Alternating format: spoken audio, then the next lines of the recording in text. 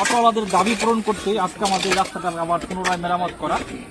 Total Jalaluddin Rumi ভাইয়ের অর্থায়নে দেখুন কি অবস্থা রাস্তাটা। তাদের অনুরোধ আজকে আমরা নতুন করে আসেন সবাই রাস্তা